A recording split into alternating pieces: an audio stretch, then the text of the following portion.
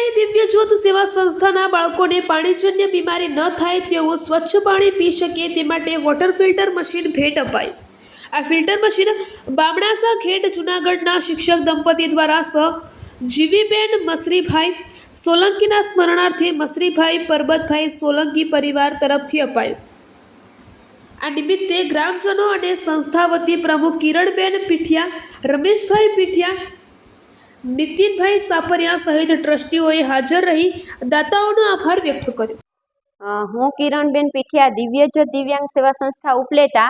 આજરોજ અમારી સંસ્થામાં કેંગન વોટરનું શિક્ષક દંપતી જે બામણાસાના રહેવાસી છે અને આપણે જૂનાગઢમાં પોતે શિક્ષક તરીકે ત્યાં નોકરી કરે છે અને આપણી સંસ્થામાં કેંગન વોટર મશીન આ પરિવારે આપણને આપેલું છે અને જીવીબેન મસરીભાઈ સોલંકીના સ્મરણાર્થે શ્રી મસરીભાઈ પરબતભાઈ સોલંકી અને પરિવાર તરફથી આ સંસ્થામાં દિવ્યાંગ બાળકોને કે જે બાળકોને સારું સ્વાસ્થ્ય રહે એ માટે આ કેંગન વોટરની આપણે બાળકો માટે જરૂરિયાત પૂરી પાડી છે।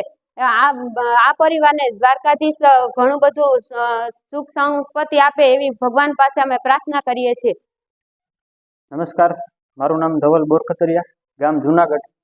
અને અમે અહીંયા જ્યારે પહેલી વાર આ સંસ્થાની મુલાકાતે આવ્યા ત્યારે અમે અહીંયા જોયું કે બાળકો ખૂબ જ સારી રીતે અહીંયા ડિસિપ્લિનમાં રહે છે, પરંતુ અમને એક વસ્તુનો વિચાર આવ્યો કે અહીંયા આવીએ તો આપણે એવું જ થાય કે આપણું ઘર જ છે જાણે, પણ અમને એક વિચાર આવ્યો કે આ બાળકો જે અહીંયા નાના ભૂલકાઓ છે એનું સ્વાસ્થ્ય સારું રહે, એની તંદુરસ્તીમાં કોઈ ખરાબી ના આવે, એના માટે અમને એક વિચાર આવ્યો કે આ જે કેંગન રૂપી જે અમૃત છે એ પાણી બાળકો પીશે, એ પાણીથી સ્નાન કરશે તો જેટલા પણ નાના મોટા રોગો છે એ બાળકોને અહીંયા દૂર થશે અને બાળકોની તંદુરસ્તી એકદમ સારી રહેશે।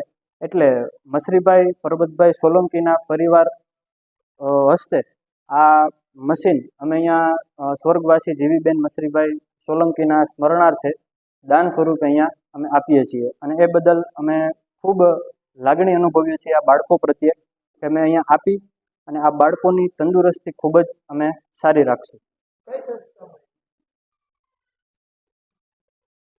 અમે આ ભેટ સ્વરૂપે જે મશીન આપ્યું છે દિવ્યાંગ બાળકોની સંસ્થા ઉપલેટા ખાતે આવેલી છે, તો તમામ મિત્રોને વિનંતી કે જરૂરથી એકવાર અહીંયા મુલાકાત લો। નટપુર ન્યૂઝ સખત અને સતત આપની સેવામાં। અમારા ફેસબુક પેજ, ઇન્સ્ટાગ્રામ, યુટ્યુબ ચેનલને સબસ્ક્રાઇબ કરો અને ફોલો કરો।